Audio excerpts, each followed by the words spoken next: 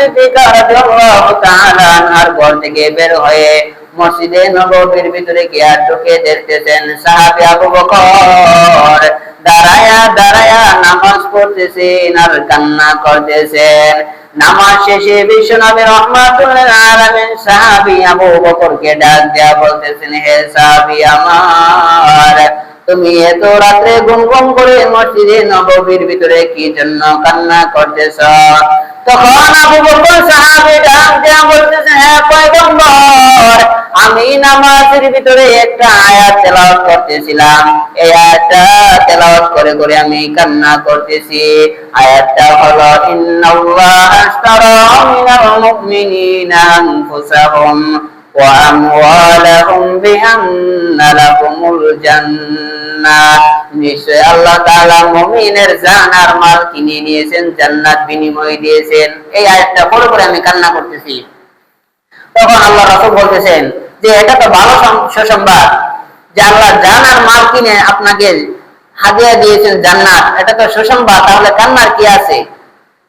সাহাবী আবু বকর ডাক দিয়ে বলতেছেন, হ্যাঁ পয়গম্বর, এই আয়াতের মধ্যে তো সুসংবাদ আছে, জান আর মাল কিনে জান্নাত আমাদেরকে দিয়েছেন, সুসংবাদ আছে। কিন্তু সকালবেলার একটা ঘটনা আমার মনে পড়ে গেল।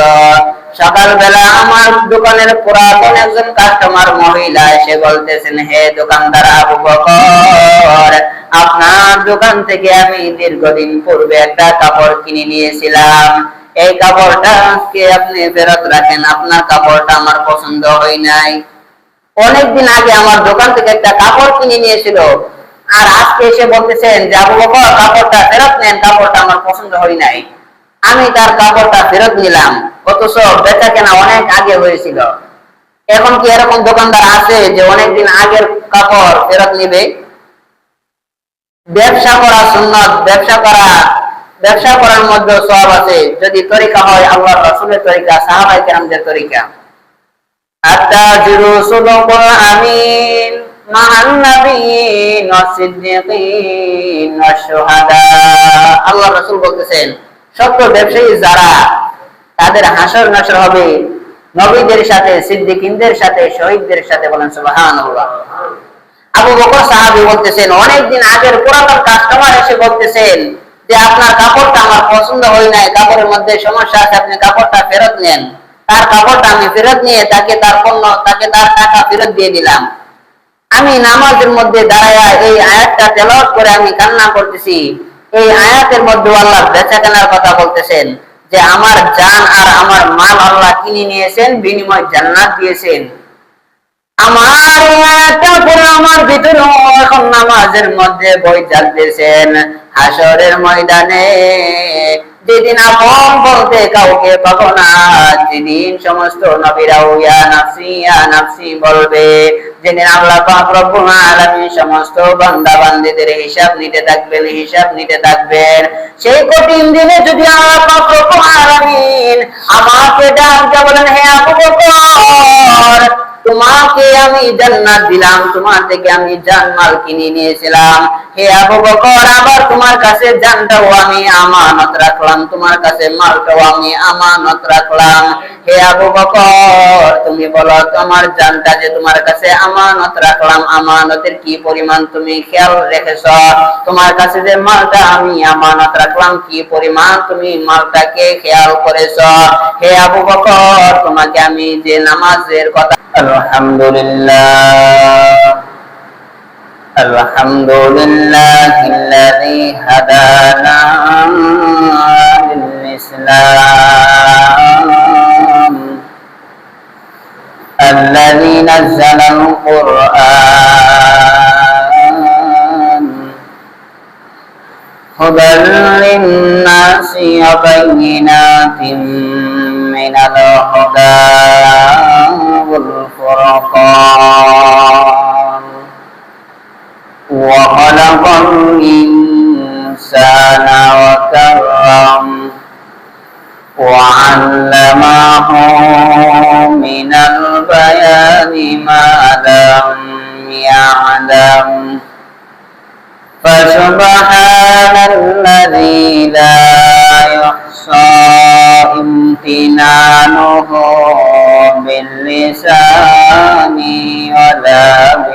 القلم ونشهد أن لا إله إلا الله وحده لا شريك له ونشهد أن سيدنا وسندنا وحبيب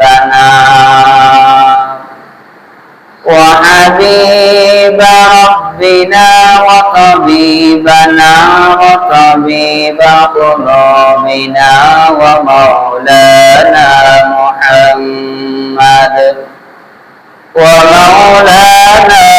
محمدا عبده ورسوله أرسله بالحق بشيرا ونذيرا وداعيا إلى الله بإذنه وسراجا منيرا أما بعد فأعوذ بالله من الشيطان الرجيم بسم الله الرحمن الرحيم إن الله اشترى من المؤمنين أنفسهم وأموالهم بأن لهم الجنة وقال تعالى في شان حبيبه إن الله وملائكته يصلون على النبي يا أيها الذين آمنوا صلوا عليه وسلموا تسليما اللهم صل على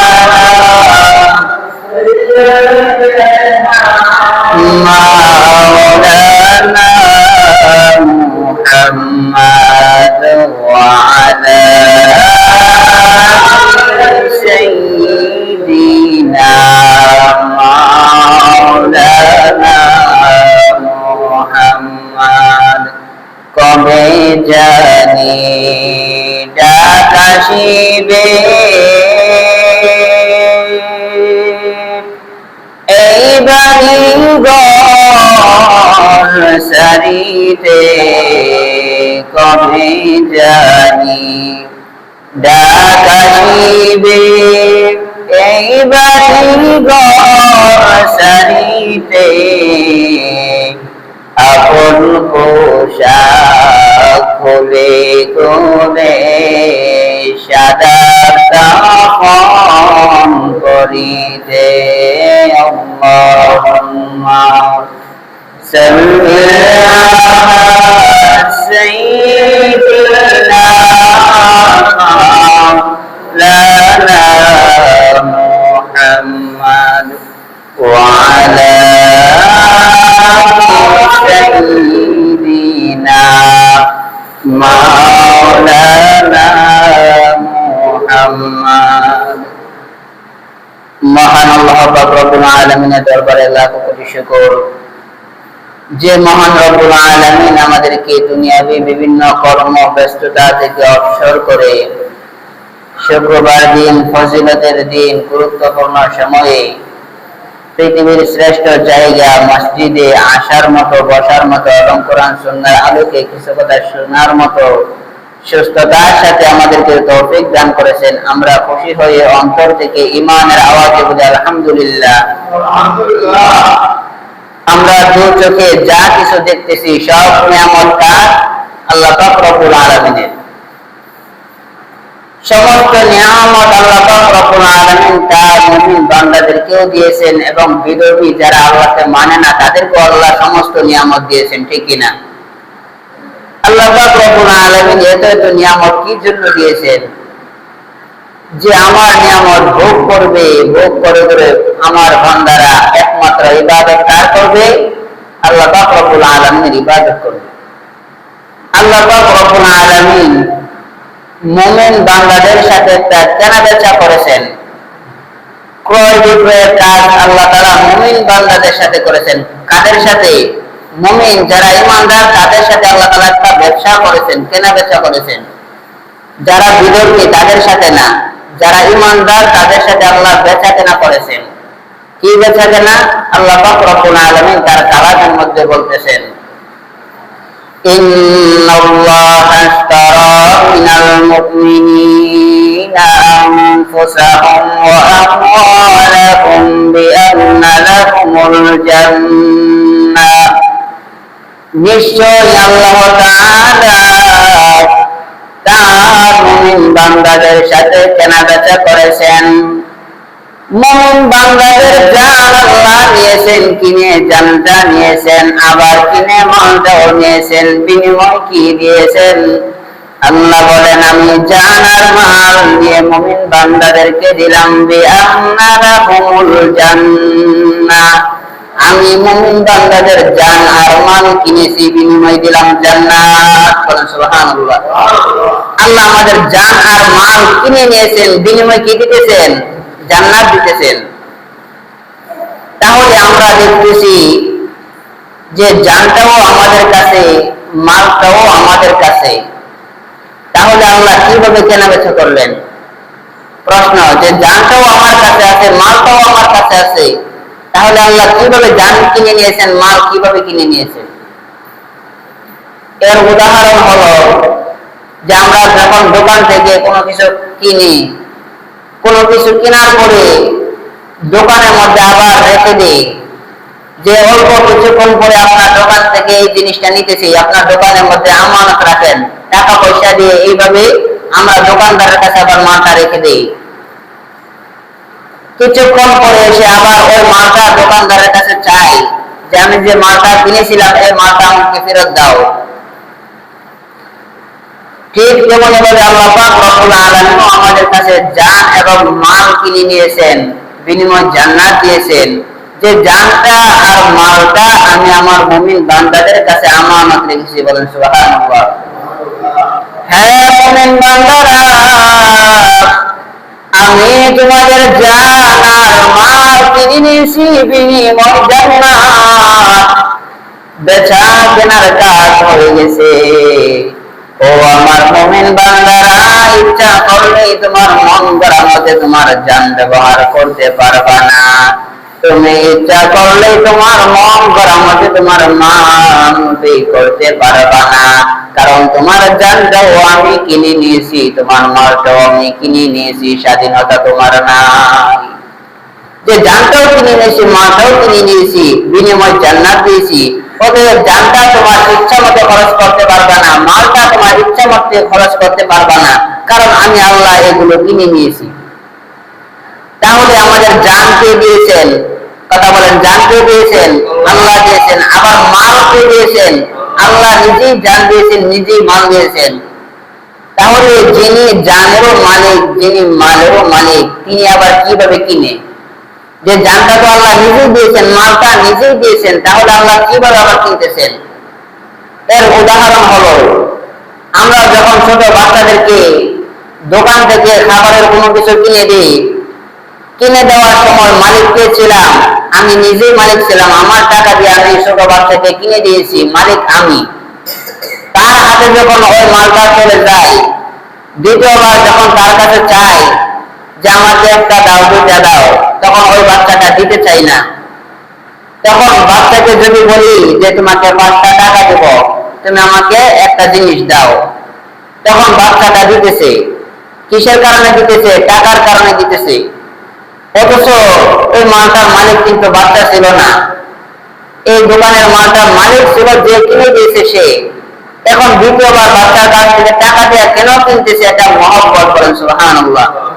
আল্লাহ পাক রব্বুল আলামিন নিজেই জানের মালিক, নিজেই মালের মালিক। তারপরে আল্লাহ পাক রব্বুল আলামিন কেন বলতেছেন যে আমি জান আর মাল মুমিনদের থেকে জান্নাতের বিনিময়ে কিনেছি? এর মানে হলো যে আল্লাহ বান্দা মুমিন বান্দাদেরকে অত্যন্ত ভালোবাসেন, বলেন সুবহানাল্লাহ। তাহলে আল্লাহ পাক রব্বুল আলামিন আমাদের থেকে নিতেছে কয়টা? দুইটা। যে জান কিনে নিতেছেন, মাল কিনে নিতেছেন, দিতেছেন একটা জান্নাত। তাহলে এর মানে কি আল্লাহ তাআলা আমাদেরকে ঠকাইছে? যে দুইটা নিচে জান আর মাল কিনে নিয়েছে আর দিয়েছেন কি? জান্নাত। এর মানে আমাদেরকে ঠকাই না। আমরা যখন দোকান থেকে কয়েকটা জিনিস একসঙ্গে কিনি, কেনার পরে বড় টাকার নোট হলে আমরা একটা টাকা দিই। তার মানে কি একটা টাকা দিয়ে মাল সম্পদ থেকে কম না মানগত দিক দিয়ে বেশি? ঠিক তেমনি আল্লাহ পাক রব্বুল আলামিন যদিও আমাদের জান আর মাল কিনে নিয়েছেন, বিনিময়ে দিয়েছেন একটা জান্নাত। এই জান্নাতটা আমাদের জান আর মালের চাইতে শ্রেষ্ঠ, বলেন সুবহানাল্লাহ। শায়েখ আব্দুল ওয়াহিদ রাহমাতুল্লাহি আলাইহি তিনি যুদ্ধে যাওয়ার জন্য মানুষদেরকে ঘোষণা দিলেন যে জিহাদ করতে হবে আল্লাহর রাস্তায়। শায়েখ আব্দুল ওয়াহিদ ছিলেন বড় আল্লাহর প্রতি বুজুর্গ। তিনি তার এলাকার মধ্যে ঘোষণা করলেন যে জিহাদ করতে হবে বিধর্মীদের সাথে। তখন কিছু লোক উপস্থিত হলো জিহাদ করার জন্য। এই লোক যখন উপস্থিত হলো, তখন শায়েখ আব্দুল ওয়াহিদ রাহমাতুল্লাহি আলাইহি বলতেছেন যে আমাদের মধ্যে জিহাদ সম্পর্কে কে কে আয়াত জানো? কোরআন শরীফ থেকে কে কে জিহাদ সম্পর্কে আয়াত জানো? এক একজনে এক একটা করে জিহাদ সম্পর্কে আয়াত তেলাওয়াত করতে থাকো।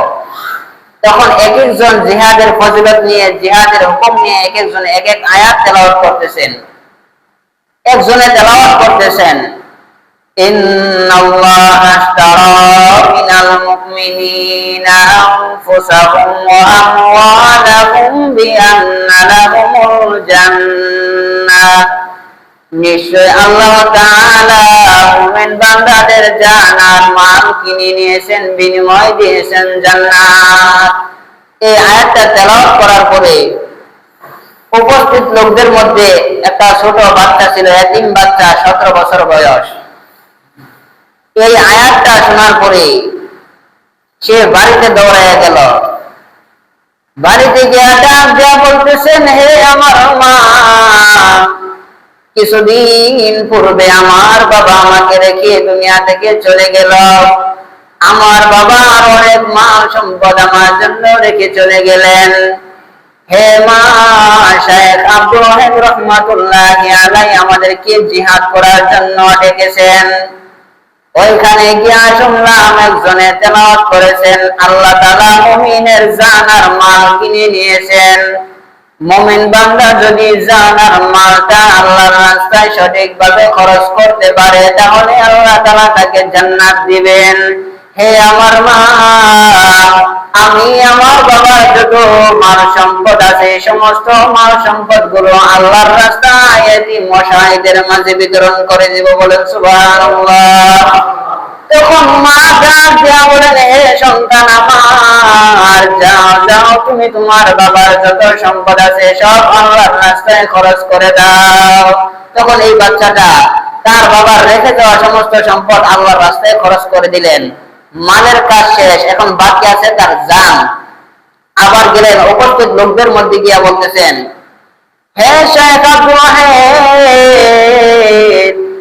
আমি আমার মাল সম্পদ যত কিছু আছে সব আল্লাহর রাস্তায় খরচ করে আসলাম, এতিম মিসকিনদেরকে দান করে আসলাম। এবার আমি আপনাদের সাথে জিহাদে যেতে চাই। জিহাদে গিয়ে আমি আমার শরীর জানকে আল্লাহর রাস্তায় কুরবানি করে দিব, বলেন সুবহানাল্লাহ।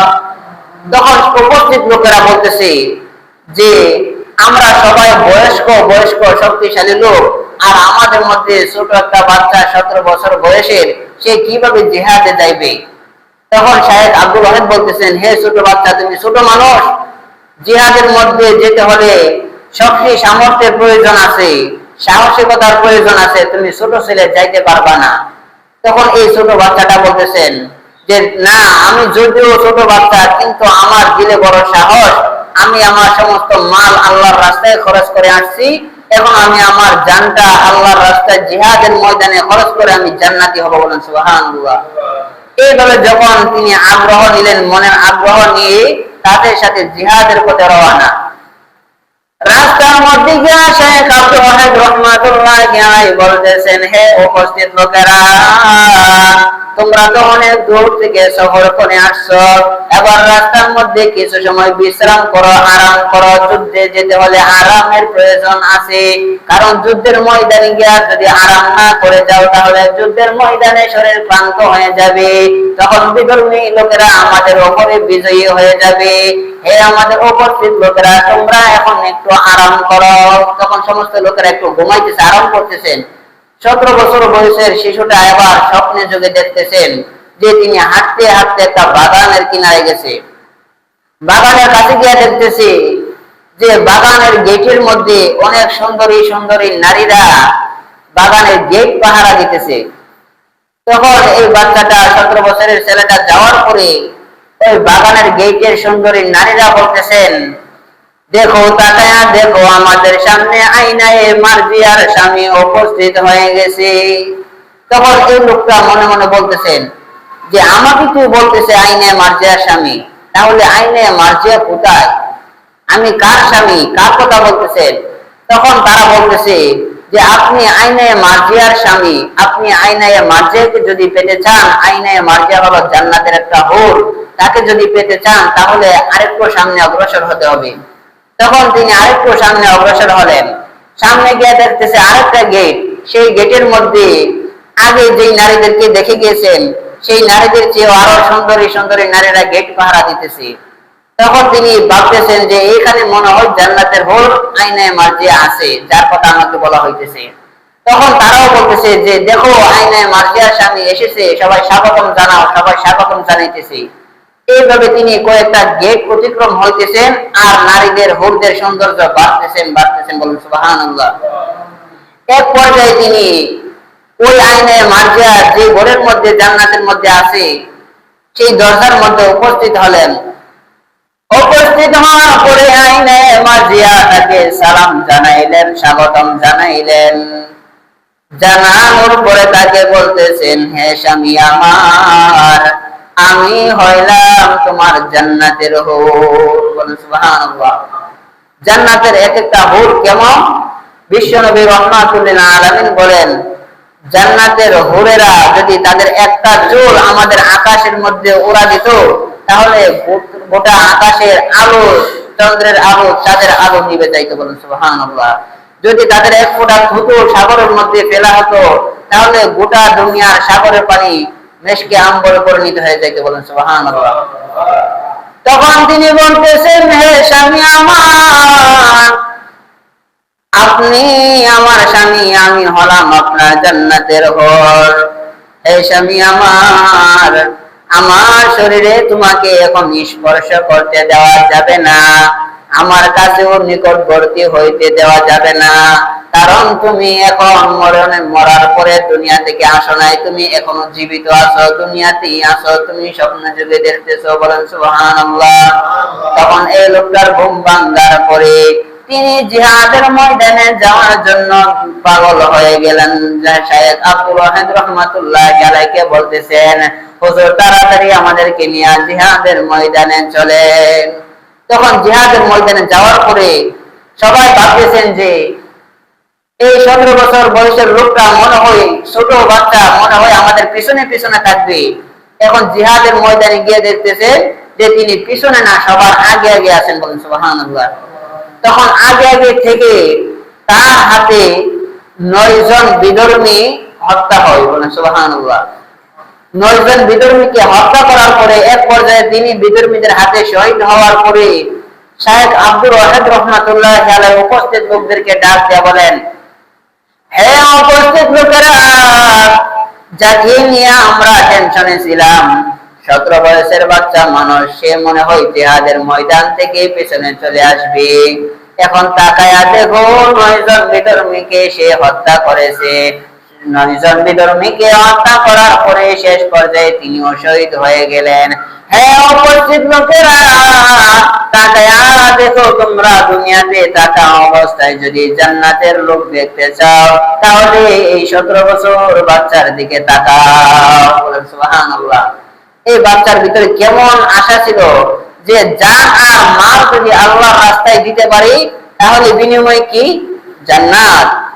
এই জান্নাত পাওয়ার জন্য তার বাবার যত অর্থ সম্পদ ছিল সমস্ত অর্থ সম্পদ আল্লাহর রাস্তায় বের করে দিয়ে এবার জিহাদের ময়দানে এসে তার জানটাও আল্লাহর রাস্তায় বের করে দিয়েছেন। আল্লাহর কথা কি? আল্লাহর কথা হলো জান আর মাল যদি আমার রাস্তায় দিতে পারে তাহলে আমি আল্লাহ তাআলা বিনিময় জান্নাত দিব। বলেন সুবহানাল্লাহ। বিশ্বনবী রাহমাতুল লিল আলামিন রাত্রিবেলা হযরত আয়েশা সিদ্দিকা রাদিয়াল্লাহু তাআলা আনহার ঘরের মধ্যে ঘুমাইতেছেন। রাত্রিবেলা মসজিদে নববীর ভিতরে কান্নার আওয়াজ শুনতেছেন, কান্নার গুনগুন আওয়াজ শোনা যায়। রাহমাতুল লিল আলামিন ঘুম থেকে ওঠার পরে আম্মা জান আয়েশা সিদ্দিকা রাদিয়াল্লাহু তাআলা আনহাকে বলতেছেন, হে বিবি আমার, গুনগুন করে কে কান্না করতেছেন? তখন আয়েশা সিদ্দিকা রাদিয়াল্লাহু তাআলা আনহা বলতেছেন, হে স্বামী আমার, রাহমাতুল লিল আলামিন গুনগুন করে আমার ঘরের ভিতরে কান্না না, গুনগুন করে মসজিদে নববীর ভিতরে কান্না শোনা যায়। এবার রাহমাতুল লিল আলামিন আম্মা জান আয়েশা সিদ্দিকা রাদিয়াল্লাহু তাআলা আনহার ঘর থেকে বের হয়ে মসজিদে নববীর ভিতরে গিয়ে ঢুকে দেখতেছেন সাহাবী আবু বকর দাঁড়ায়া দাঁড়ায়া নামাজ পড়তেছেন আর কান্না করতেছেন।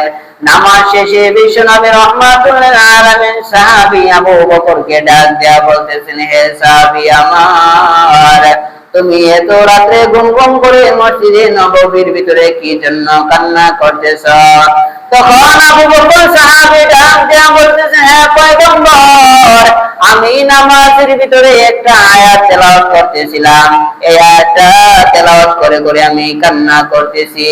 আয়াতটা হলো, ইন্নাল্লাহা আশতারা মিনাল মুমিনিনা আনফুসাহুম ওয়া আমওয়ালাহুম বিআন্না লাহুমুল জান্নাহ।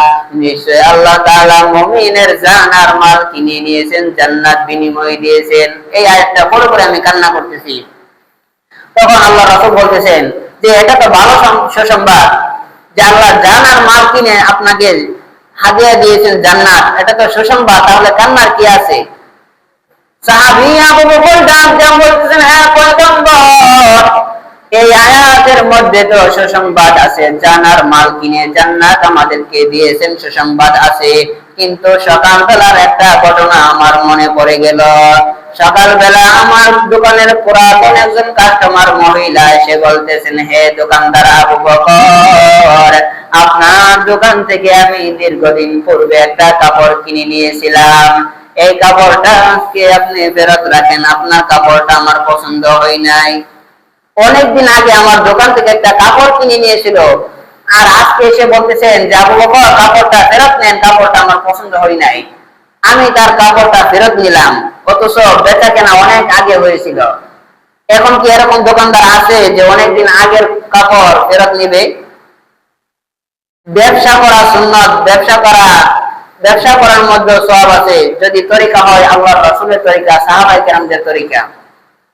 আত-তাজিরু সুদুকুল আমিন মা'আন নাবিয়্যিন ওয়াস সিদ্দিকিন ওয়াশ শুহাদা।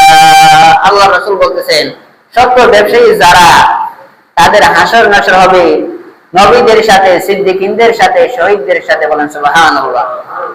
আবু বকর সাহাবী বলতেছেন, অনেকদিন আগের পুরাতন কাস্টমার এসে বলতেছেন যে আপনার কাপড়টা আমার পছন্দ হয় নাই, কাপড়ের মধ্যে সমস্যা আছে, আপনি কাপড়টা ফেরত নেন। তার কাপড়টা আমি ফেরত নিয়ে তাকে তার টাকা ফেরত দিয়ে দিলাম। আমি নামাজের মধ্যে দাঁড়ায়া এই আয়াতটা তেলাওয়াত করে আমি কান্না করতেছি। এই আয়াতের মধ্যে আল্লাহ বেচা কেনার কথা বলতেছেন যে আমার জান আর আমার মাল আল্লাহ কিনে নিয়েছেন, বিনিময় জান্নাত দিয়েছেন। আমার আয়াতটা পড়ে আমার ভিতরে এখন নামাজের মধ্যে বই চালতেছেন। হাসরের ময়দানে যেদিন আপন বলতে কাউকে পাবো না, যেদিন সমস্ত নবীরাও ইয়া নাফসি বলবে, যেদিন আল্লাহ পাক রব্বুল আলামিন সমস্ত বান্দা বান্দীদের হিসাব নিতে থাকবেন, সেই কঠিন দিনে যদি আল্লাহ পাক রব্বুল আলামিন আমাকে ডাক দিয়ে বলেন, হে আবু বকর, তোমাকে আমি জান্নাত দিলাম, তোমার থেকে আমি জানমাল কিনে নিয়েছিলাম, হে আবু বকর, আবার তোমার কাছে জানটাও আমি আমানত রাখলাম, তোমার কাছে মালটাও আমি আমানত রাখলাম, হে আবু বকর, তুমি বলো তোমার জানটা যে তোমার কাছে আমানত রাখলাম, আমানতের কি পরিমাণ তুমি খেয়াল রেখেছ? তোমার কাছে যে মালটা আমি আমানত রাখলাম, কি পরিমাণ তুমি মালটাকে খেয়াল করেছ? হে আবু বকর, তোমাকে আমি যে নামাজের কথা বলেছিলাম, কিভাবে তুমি নামাজ পড়েছ? হে আবু বকর, তোমাকে যে আমি রোজার কথা বলেছিলাম, আমি যেভাবে বলেছিলাম সেইভাবে রোজা রাখছনি? আমি যেভাবে তোমাকে চলাফেরার কথা বলেছিলাম সেইভাবে চলাফেরা করছনি? এবার তুমি তোমার সমস্ত আমলনামা আমার কাছে পেশ করো।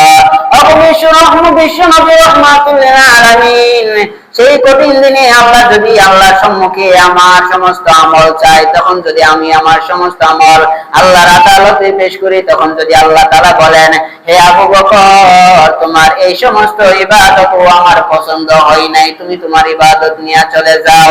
আমার কাস্টমার যেইভাবে আমার কাছে পুরাতন কাপড় এনে ফেরত দিয়ে গেছেন, আল্লাহ যদি আমার সমস্ত ইবাদত ফেরত দেন, তাহলে সেদিন আমার কি উপায় হবে? সুবহানাল্লাহ। এই জন্য আমি কান্না করতেছি। একজন কাস্টমার যদি অনেকদিন পরে একটা কাপড় এনে আমাকে ফেরত দিতে পারেন, তার পছন্দ হয় নাই, তাহলে হাসরের দিন যদি আল্লাহ তাআলা বলেন যে, হে আবু বকর, যেভাবে নামাজের কথা বলেছিলাম তোমার নামাজ আমার মন মতো হয় নাই, যেভাবে রোজা রাখার কথা বলেছিলাম আবু বকর, তোমার রোজা আমার মন মতো হয় নাই, অতএব তুমি তোমার নামাজ, তুমি তোমার রোজা সমস্ত ইবাদত নিয়ে যাও, আমার মন মতো হয় নাই, সেদিন আমার কি উপায় হবে? হে রাহমাতুল আলামিন, আমি এই বইয়ে নামাজের মধ্যে দাঁড়ায় দাঁড়ায় কান্না করতেছি। বলেন সুবহানাল্লাহ। তাই আল্লাহ পাক রব্বুল আলামিন জানটাও কিনে নিয়েছেন, মালটাও কিনে নিয়েছেন, বিনিময় জান্নাত, আবার জানটা আমাদের কাছে রেখে দিয়েছেন, মালটাও রেখে দিয়েছেন আমানত। এই জান আর মালকে আমরা নিজের চাহিদা মতে খরচ করতে পারবো না, আল্লাহ পাক রব্বুল আলামিনের বিধান মতে এবং বিশ্বনবী রাহমাতুল আলামিনের তরিকা মতে আমাদের খরচ করতে হবে। আল্লাহ পাক রব্বুল আলামিনের বিধান মতে এবং বিশ্বনবী রাহমাতুল আলামিনের তরিকা মতে যদি জান এবং মাল খরচ করতে পারি, তাহলে আল্লাহ পাক রব্বুল আলামিন আমাদেরকে জান্নাত দিবেন। বলেন সুবহানাল্লাহ। আল্লাহ পাক রব্বুল আলামিন আমাদের সকলকে নিজের জান এবং মাল যেন আল্লাহর রাস্তায় খরচ করতে পারে, এই সমস্ত মানুষদেরকে তৌফিক দান করুন।